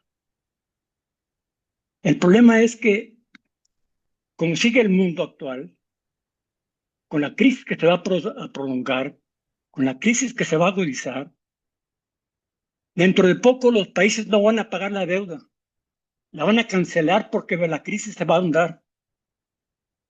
Nosotros lo que estamos planteando es previniendo. Vamos a cancelarle desde hoy para no que ocurra una tragedia en el futuro. Es para luchar por preservar la vida de nuestros pueblos y no únicamente la vida de los trabajadores, sino de todo el mundo, de todos los habitantes.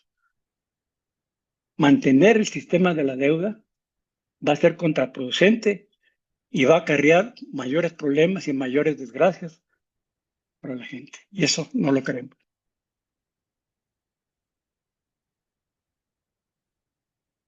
Gracias. Muchas gracias, Héctor, por tus valiosos comentarios y aportaciones a este tema tan complejo y tan de resistencia. Compañera de Yanira, ¿algún comentario? Bueno, sí, yo nada más agregaría un poco igual conectando que las agencias calificadoras realmente ponen reglas, pero incumplen sus propias reglas, ¿no? O sea, se supone que hay una domesticación, digámoslo así, como para poder estar pagando y las calificaciones y en los procesos. Pero, por ejemplo, yo creo que por irnos al ejemplo como más cercano, es en el caso de Argentina. O sea, Argentina no tiene solvencia, ¿no? Tiene como muchos problemas políticos, incluso como del proceso de inflación. Tampoco no tiene como mucha estabilidad como para poder seguir pagando y tener otro crédito. Y aún así el FMI le dio 20.000 millones de dólares, ¿no? Sin problema. Entonces ahí fue más bien una condición política la que se lleva a eso. O sea, siempre están cambiando este tipo de reglas de acuerdo al contexto de cada país y son falsas estas calificadoras porque lo van a ajustar siempre si no buscan endeudarnos de una manera formal, ¿no? De que paguemos y estemos en forma, lo van a hacer también para agarrarnos más, digamos, como sus tentáculos de otra manera violando sus propias normas, o sea, también son hipócritas, ¿no? En ese sentido, y yo creo que hay que considerarlo. Con la otra, como del presupuesto, es de que sí es preocupante cómo nuestra región, pues toda esa violencia, esa ola de precariedad en la que estamos, pues ahora el tema de presupuesto y disminución en temas de género que se ha llevado muchísimos años de lucha y posicionarlos, ponerlos definiciones específicas como de feminicidio, como también, por ejemplo, en Argentina, ¿no? Que se deshicieron del Ministerio de la Mujer porque no lo consideraban importante y fue un recorte del Estado. Eso genera más violencia. En el caso de México, por ejemplo, ahorita para este presupuesto del próximo año, hay una forma que se llama, había una parte del presupuesto que se iba para refugios de mujeres víctimas de violencia y ahora desaparece y se fusiona y todo se mete en una misma bolsa que se llama violencias, ¿no? Prevención de las mismas. Pero bueno, eso también es como un recorte como que disfrazado, ¿no? No como tan cínico como de desaparecerlo. Entonces, bueno, son como los comentarios que quería hacer. Excelente. Pues los tres compañeros y compañera, los dos compañeros y la compañera nos han dado alternativas, pero esas dependen de fuerzas políticas, de movilizaciones en las calles para hacer llegar al poder, pues a fuerzas políticas de izquierda realmente comprometidas a implementar un programa político de recultura contra el capitalismo, contra ese modelo exportador, explotador, extractivista, un gobierno realmente progresista que deba salir de estas instituciones que nos están saqueando, como el Fondo Monetario y el Banco Mundial, implementar una política tributaria con más impuestos a esas empresas extractivistas, impuestos a los más ricos de los países para disminuir la dependencia al financiamiento externo, auditar una deuda, identificar la parte ilegítima o odiosa que nos explicó el compañero José Luis, denunciarla y no pagarla. No sé si hay alguna otra pregunta que haya surgido a raíz de estos últimos comentarios. Si no es así, Me gustaría generar Josué un comentario. Y el INET por había tenido supuesto, adelante. pregunta. Muchas gracias. Sí, pues más que nada yo buscaría, o sea, siguiendo la línea del análisis económico, de la transferencia de monopolios a través de la historia de Occidente, siento que es muy importante que podamos trascender la dicotomía o la concepción binaria del espectro político, ya sea izquierda o derecha, porque son dos pedales de la misma bicicleta. Extrapolando la Argentina, Juan Domingo Perón, que viene siendo el equivalente de Lázaro Cárdenas aquí en México, pues levantó, llevó a la industrialización su país. Después, cuando le dieron un golpe de estado a Evita Perón, su esposa, pues los siguientes dictaduras militares empezaron a endeudar al país. Entonces vemos que es un modus operandi de unos sicarios económicos que son los mismos que demolieron al Imperio Español y que esas independencias en realidad nunca fueron y simplemente pasamos del imperio español al imperio anglosajón, sionista, y entonces en ese sentido pues nos estamos moviendo en las reglas del juego que ellos están implementando, cualquier espectro político, sea izquierda o de derecha, se mueve bajo esas reglas del juego. Ahí están el Banco Central de Bancos Centrales del BIS de Basilea, Suiza, que prácticamente es el que, ¿cómo se llama? Traza las líneas de correlación de cómo se van a mover esos intercambios y las finanzas, ¿no? Entonces también está el tema del lavado de dinero, o sea, no puede existir el narcotráfico si no hay lavado de dinero, ¿no? Entonces estamos hablando que es una organización, pues, mafiosa, que, ¿cómo se llama? No le importa qué tipo de gobierno sea, sino que obviamente va a danzar al son que le ponga, ¿no? Entonces ahí es donde se analiza pues el estado profundo, ¿no? En el sentido de que pues no importa, ¿cómo se llama? El color, simplemente es, ok, el dólar se imprime ilimitadamente, la emisión de nuestra propia moneda está basada en los acuerdos de Bretton Woods, de la acumulación de dólar, o sea, ya no hay respaldo y los que quieren respaldar su dinero, como en el caso de Libia y pues Gaddafi, pues lo mataron, o incluso Hitler que imprimió el bono MEFO, o como Abraham Lincoln también que se opuso a la Reserva Federal, imprimió su propio dinero. Entonces, si te vas a la raíz del problema, pues ahí es donde los terminan matando. También está el presidente de Rumania, uno que pagó la deuda y lo mataron, ¿no? Entonces también aquí pues estos personajes que se dicen de izquierda, pero que le siguen vendiendo petróleo a los Estados Unidos, como las revoluciones bolivarianas, pues también están en, ¿cómo se llama?, direccionados bajo el Estado profundo, ¿no? Entonces, el tema central sería cómo generar esa presión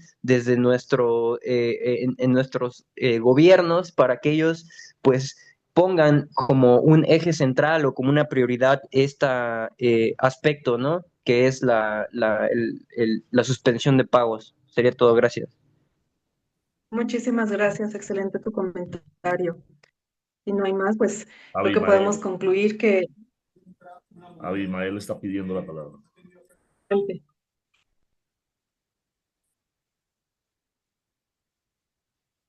Adel, si le activan el Aló, micrófono, ¿sí? por favor. Ya está. Vale. Muchas gracias para todos. No, una pregunta, no alcancé a estar desde el inicio en la charla, pues agradecer el espacio por los importantes aportes que nos dan para nuestro conocimiento. Quisiera plantear lo siguiente, frente al tema de la deuda externa, en nuestros gobiernos progresistas que requieren de pronto para el desarrollo de los planes valga la redundancia, los planes de desarrollo, ¿qué tan conveniente es o no, por ejemplo, recurrir en estos momentos a un endeudamiento externo con el Banco de los BRICS? ¿Qué cambia frente a la política? ¿Qué tan conveniente es? ¿Seguirá la misma situación que si hacemos o recurrimos al Fondo Monetario Internacional, teniendo en cuenta pues que de pronto las condiciones de interferencia política pueden ser menores? Entonces no sé si para de pronto el segundo expositor nos pudiera comentar al respecto o cualquiera de los compañeros qué, qué importante puede ser, es conveniente o no, o es la misma cosa que si recurrimos al Fondo Monetario Internacional para hacer una solicitud de un crédito.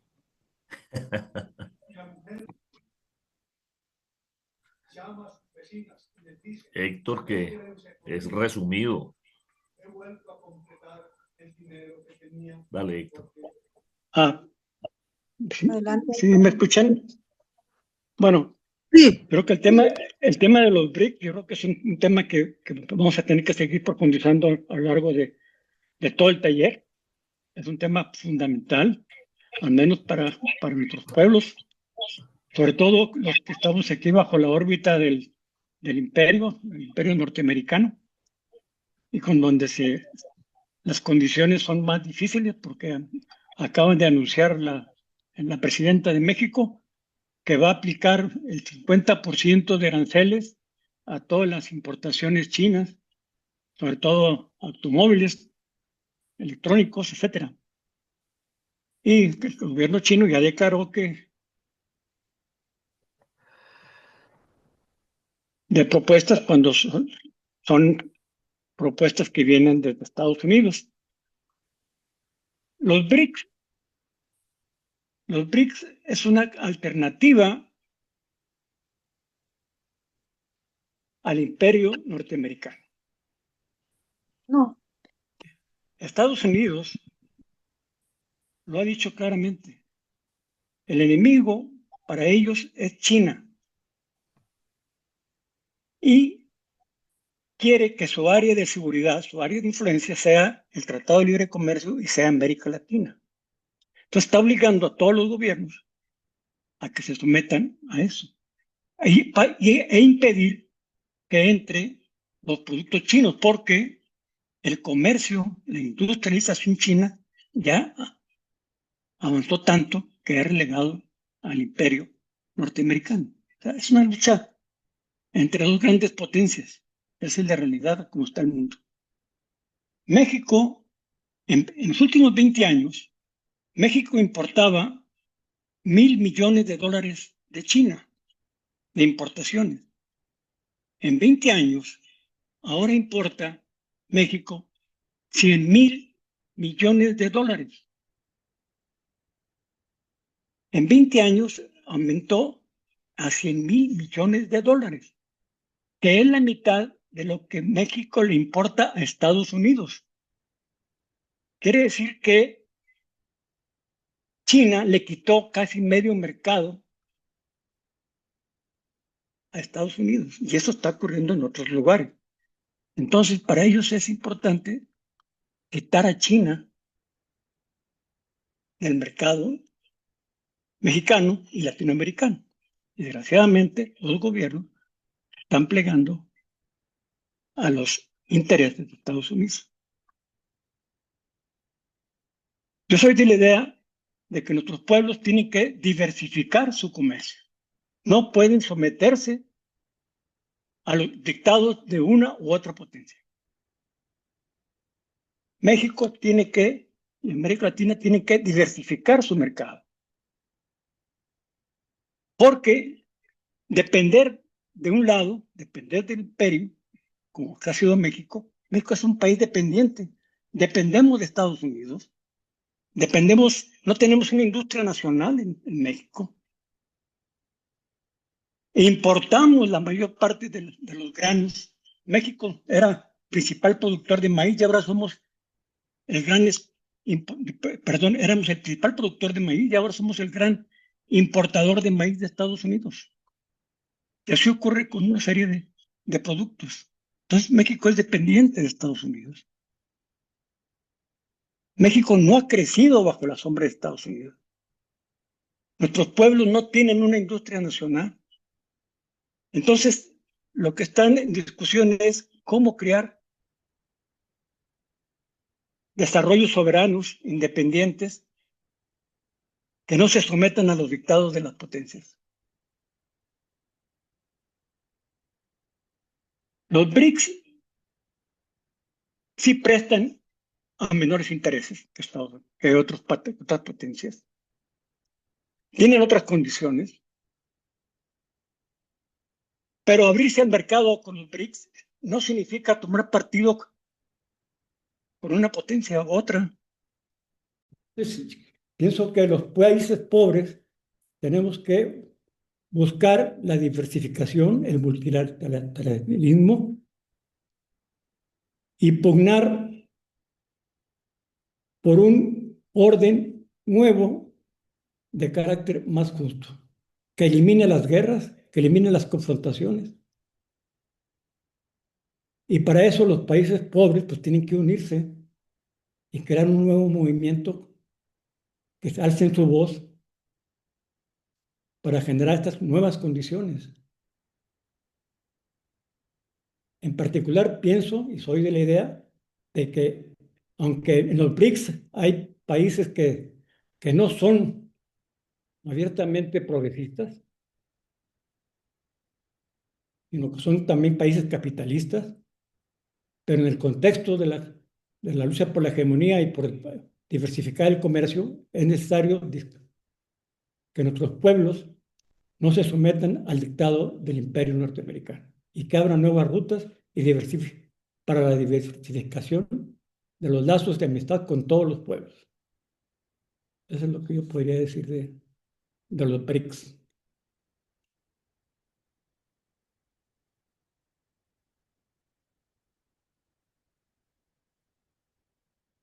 Adelante, Vero. No sé si compañero José Luis quiere tomar la palabra, quiere comentar. El micrófono.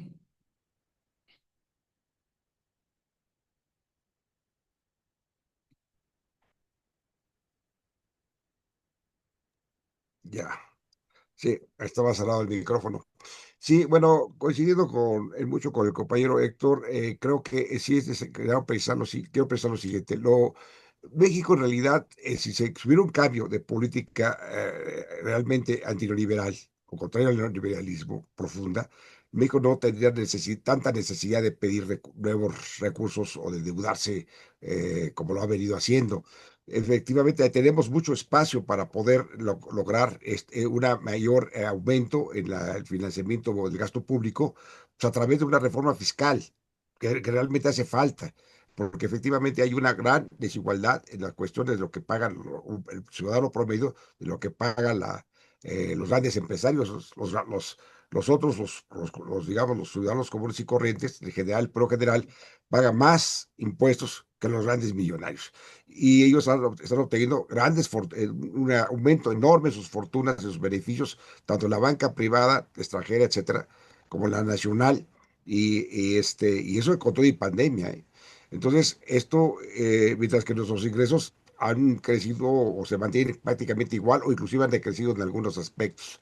Entonces, quiere decir que si hay manera de extraer recursos, de obtener recursos propios para no depender de financiamiento externo o privado. Entonces, es necesario también hacer la cuestión esta de la auditoría de la deuda pública, porque ahí hay mucha fuga de muchos miles de millones de pesos, de dólares, etcétera, y con lo de CFE y con lo de Pemex que les acabo de mencionar y con lo del Fobaproa. Si se hiciera una auditoría de estos rubros, se podría obtener ahí también liberar muchos recursos para dedicar a esa cuestión, a esta cuestión de inversión pública. Entonces, ahora la cuestión de los BRICS, sí, efectivamente, hay mejores condiciones, pero también yo no lo veo así como una alternativa de fondo a lo que nos ofrece Estados Unidos, porque también allí hay países que realmente no son así nada que tienen de progresistas, ¿no?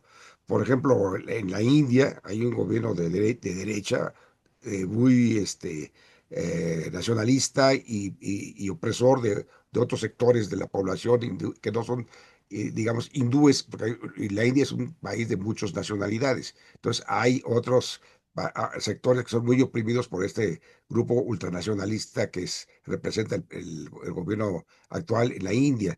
No, no digamos de Putin y de otros países que por ahí están. O sea, no todo no es ahí un progresismo en general. Hay una combinación de países, una suma de países de intereses que simplemente tratan de hacerle contrapeso a Estados Unidos, ¿no? Y efectivamente también se mueven dentro de la lógica capitalista, porque inclusive muchos de ellos tienen relaciones con Israel y lo están proveyendo de petróleo como Rusia, gas, etcétera, o incluso también Brasil, como se llama el compañero, etcétera. Entonces, así, una alternativa así de fondo, digamos, político o ideológico, pues para nada, ¿no? Pero sí, efectivamente, tenemos que construir un nuevo orden internacional, sobre todo buscando que en América Latina haya una mejor convergencia. Yo diría, apostaría mejor, porque América Latina buscar reactivar la iniciativa del ALBA, ¿no? Una alternativa regional en la cual podríamos generar nuevas reglas y buscar juntos romper con la gran dependencia que tenemos hacia Estados Unidos. No nada más, claro, México es el país que de América Latina que tiene más dependencia hacia Estados Unidos, pero no somos los únicos. Estados Unidos nos ve como un patio trasero y está lanzando una ofensiva para sacar a China y realmente reposicionarse dentro de América Latina. Entonces, tenemos ante este peligro, efectivamente, se pueden hacer maniobras para lograr mejores, no depender de Estados Unidos, pero lo fundamental sería buscar una mayor integración de los pueblos de América Latina y del Caribe. Creo que esa es la cuestión que deberíamos de apostar, de construir esta patria grande, y además buscar alianzas que se pueden realizar, porque hay gobiernos o hay corrientes, hay una necesidad de buscar esta integración, y esto lo deberíamos también de aprovechar y de buscar sobre esa base construir esa posible alternativa que necesitamos como pueblos para no depender de uno u otro bloque y tener mayor capacidad de autonomía y buscar mejores condiciones para poder desarrollarlos. Eso es todo, nada más. Compañeros y compañeras, la compañera Verónica por algún asunto técnico se quedó fuera de la sesión. Entiendo que Deyanira tenía todavía una respuesta, pero además el compañero haitiano que está aquí presente, parte de la resistencia haitiana, quería hacerle algún comentario justo, alguna pregunta a Deyanira. Entonces, si está por aquí el compañero, Jeffers Lacroix, le pediría que tome la palabra, y si no a Deyanira, para concluir. Pedirles que cuando terminen las preguntas se acabe la grabación y pasaríamos a las fotos. Deyanira, por favor.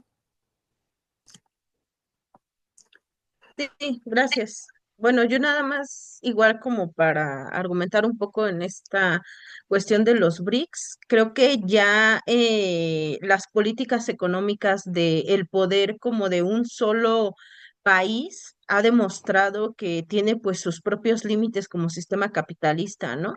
La caída de la tasa de ganancia que se hace en estos países globales que han impuesto una hegemonía comercial mundial hace que pues ya no tengan las mismas ventajas de su mano de obra, por ejemplo en Estados Unidos, ¿no? Que quiere regresar la mano de obra, que en un momento tuvo que salir para abaratarse.